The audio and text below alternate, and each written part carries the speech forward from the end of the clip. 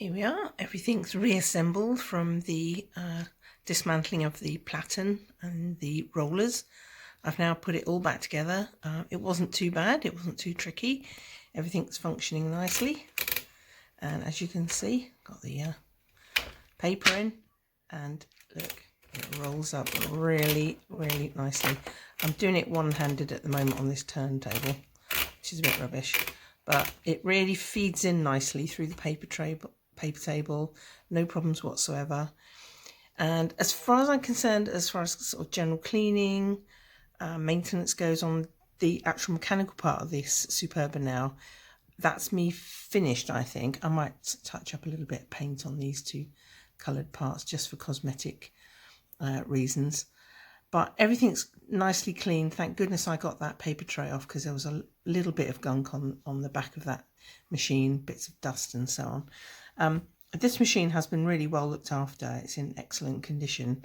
Internally it wasn't that sort of dusty and mucky, so it was just a case of brushing some alcohol with a brush over certain parts and wiping it down with cotton buds and things.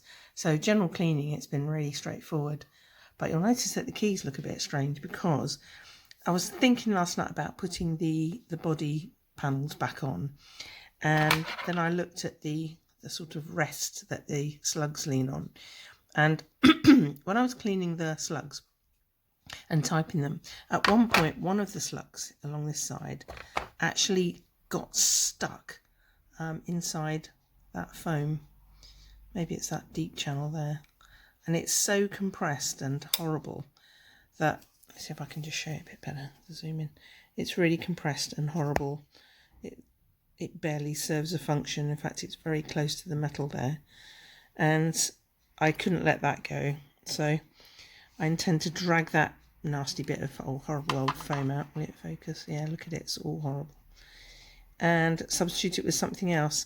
Now ideally I would have liked to have used maybe felt, and normally I have sheets of felt at home, but I don't have any anywhere. So my first thought is to take it's not focusing, I can't get it to focus, there we go, is to try and take that out. I have got one possible solution, so I might need to experiment.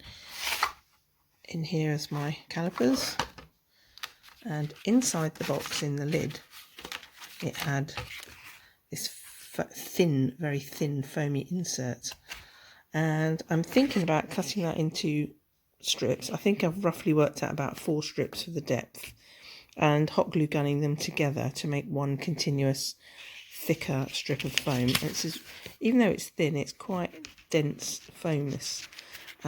So that's a possibility, but also I might use something else. I've bought this IKEA non-slip mat, which is a bit like a sticky foam, sticky felt. I might experiment with that. So I'm going to do a little bit of messing about and see what I can come up with to reline this rest, because that really is unacceptable. So I'll get back to you when that little job's finished. And after that, all I've got left to do, I believe, on the machine is to try and touch up those keys with some paint. So I'll have to do a little bit of research on that as well. So again, that's it for now. Here is the finished foam inside the guide for the slugs there. Very happy. That ended up being 2 strips of that thin foam from the caliper box, plus some foam back double-sided tape which built up the rest of the space, so that's kind of nice and spongy. I did have to use a marker pen to colour the double-sided foam tape, which is there's a little bit in between these 2 layers here, otherwise it would look horrible, but it works and I'm really happy with it. It all lies nicely, and it is actually a little bit quieter now. But I might still change that to a nice thick piece of felt, or a thicker one piece of foam if I ever feel the need to do that. But I'm very happy. It's much better than that horrible squashed thing before. Now, the last thing I've got to do on this machine, if you remember, was the keyboard, filling in these missing letters here. And you might remember from earlier on in the video, 1/2 of this quotation mark was missing, the left half. And unbelievably today, I found in my cupboard a very small pot of modelling paint. Oops, that's not good, is it? And it's actually, it's not white, it's a sort of old grey colour. Needs a bit more mixing in there. But as a test experiment, I thought I had to buy white. And as this was the only colour that was light that I had, I thought, what a shame that isn't going to work. But I thought, I'll just test it, stir it up and test it. And that is a pretty good match on that number 2 there. Just need to dust it and clean it off a little bit. And I was using a toothpick here. So I'm going to have a go now at I'm going to work on the S and then the E, and the big one will be that D. And because thankfully there's a kind of recess, you know, I literally dabbed a tiny little bit of paint on it in the gap and quickly smeared it with my finger to take the excess off. And that's all I did up there. So I think that might look rather nice when I finish. So again, I'll come back when I finish that bit, and I hope it looks good. Wow, I'm amazed that actually worked. I've been leaving the the keys to dry a little bit, but that paint that I found, that little tin of modelling paint that I found in my cupboard, was spot on colour for these keys. I bet you can't tell if you didn't know which keys I'd touched up. Remember the S, half the S was missing, there was no D whatsoever. The top line of the E and the middle bit was kind of missing.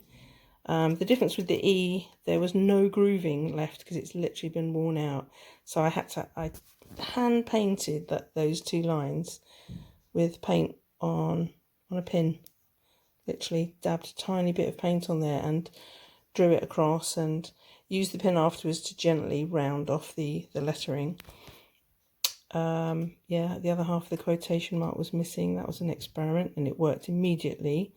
So I'm really, really thrilled. I used a toothpick on these 2, put paint very gently into the recess and immediately smeared it with my finger to get the excess off, and cleaned around the edges with a cotton bud. And I've only put 1 coat really basically of paint, and that's all I'm going to do on that. I don't want to overload it. But I'm absolutely thrilled. It's amazing that this lockdown I've been able to find the parts to restore this machine, which I didn't think I would be able to do.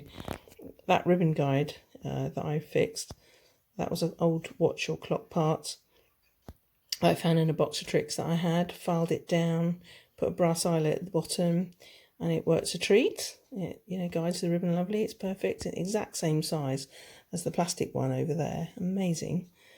I was so lucky to have the rubber cord that I got from that manufacturer. Gave it to me free, virtually the same diameter. You know, one day if I can rig up some kind of jig, I will try and drill it again. But actually, I don't mind that it's a bit wonky. It works and it holds the paper down, and that's the main thing. It does roll. I also had shrink tubing at home that happened to be the right diameter for fixing those rollers underneath the feed rollers. And my intention originally was to just sand it down a bit.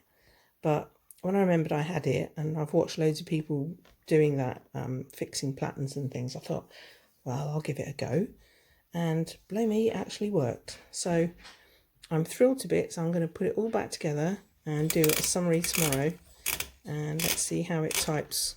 I'm going to re-spool the plastic, the ribbon off the plastic, and put it back onto the metal ones that I had on this machine originally.